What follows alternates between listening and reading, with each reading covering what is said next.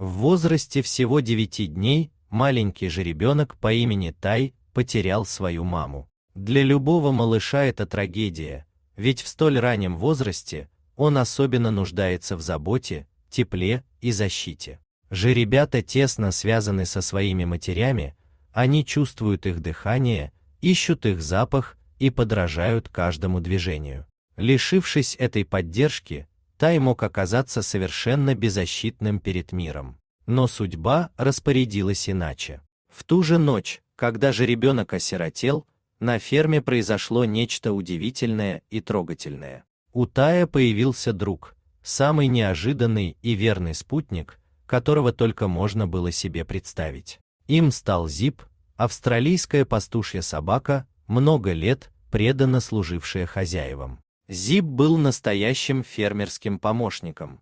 Он умел собирать стадо, чувствовал настроение животных, мгновенно реагировал на команды. Его знали как энергичного, умного и трудолюбивого пса. Однако при всей своей вовлеченности в жизнь фермы, он никогда прежде не проявлял интереса к лошадям. Для него они были соседями по двору, но не более.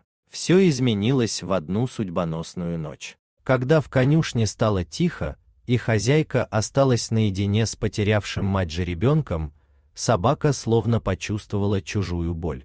«Зип всю ночь был со мной», — вспоминает хозяйка. Он подошел к жеребенку, улегся рядом и не отходил. Пес тихо поскуливал, как будто понимал, что малыш потерял самое дорогое. С того момента жизнь на ферме преобразилась. Тай больше не был один. Его маленькое сердце находило утешение рядом с новым другом. Зип будто взял на себя роль защитника и наставника. Он не просто лежал рядом, он внимательно следил, чтобы жеребенок не чувствовал себя заброшенным. На следующее утро хозяйка с удивлением заметила, как сильно жеребенок успокаивается, когда видит пса. Тай переставал метаться, доверчиво прижимался к своему новому другу и чувствовал себя в безопасности. С тех пор между ними установилась прочная связь. Зип, казалось, осознал всю ответственность за маленькое существо. Несмотря на то, что жеребенок уже в детстве значительно превышал собаку в размерах, Зип не пугался и не отступал. Он продолжал быть рядом, бодрил, охранял, а порой просто делился своим теплом. Каждый день они проводили вместе. Когда хозяйка приносила молоко и собиралась кормить Тая, Зип тут же оказывался рядом. Он следил, чтобы малышу было спокойно и уютно, и не сводил с него глаз. Стоило женщине утром открыть дверь конюшни, как пес срывался с места, чуть не сбивая хозяйку с ног, чтобы первым помчаться к своему другу. Жеребенок рос быстрыми темпами. Он крепчал, становился более уверенным, учился бегать и играть. Но Зип все равно не отпускал его ни на шаг. Пес словно превратился в сурового, но доброго приемного отца. Он оберегал Тая от любых неприятностей и по-своему показывал ему любовь. Время шло. Тай вырос, превратился в красивого, сильного коня с грациозными движениями и живым характером. Теперь он все чаще проводит время на пастбище, где рядом с ним его старшая сестра.